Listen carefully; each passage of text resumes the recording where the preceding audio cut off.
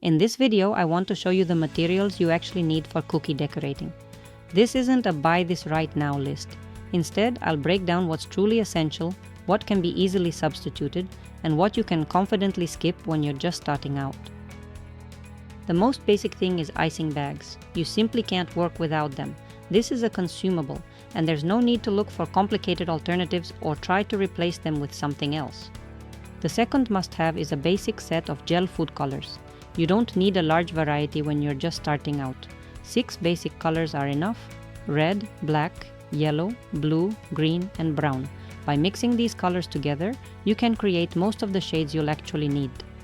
For working with dough and baking, you'll need either a perforated baking mat or parchment paper.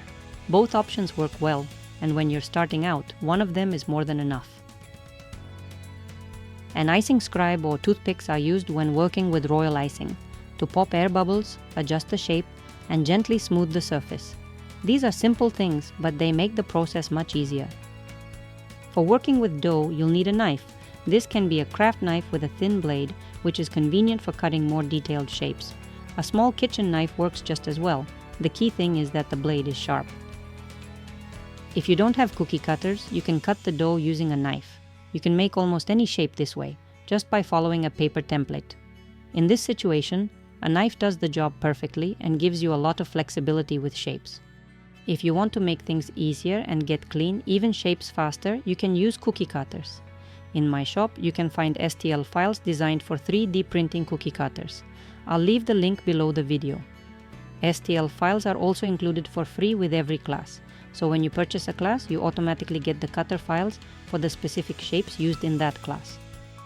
A turntable is convenient but not essential. When you're just starting out, it can easily be replaced with a regular plate. The key is that you can move and rotate the cookie comfortably without touching it directly or damaging the freshly flooded icing. A rolling pin with thickness guides helps you roll the dough to an even thickness. It's convenient, but if you don't have one, a regular rolling pin works just fine. Brushes aren't always necessary at the very beginning, but over time they become useful for small details, adding definition or light shading. To start with, one thin synthetic brush is more than enough.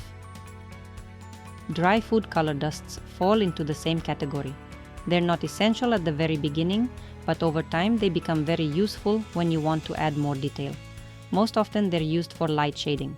For example, to add blush to cheeks or a soft tone to certain elements. To start with, 1 or 2 shades are enough, specifically pink or peach, since these colors make it easiest to add a soft, natural-looking blush to a character's face.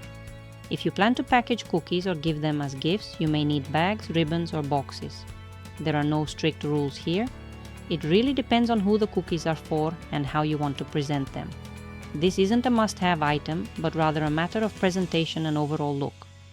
For example, I really like it when each cookie is individually packaged and tied with a ribbon. This kind of packaging immediately looks neat, elegant, and festive.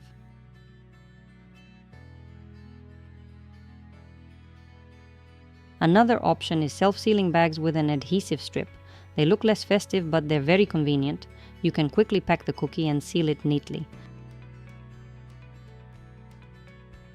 You don't need a large set of tools to start with.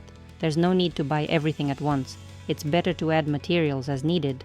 If you're just getting started, this setup is more than enough.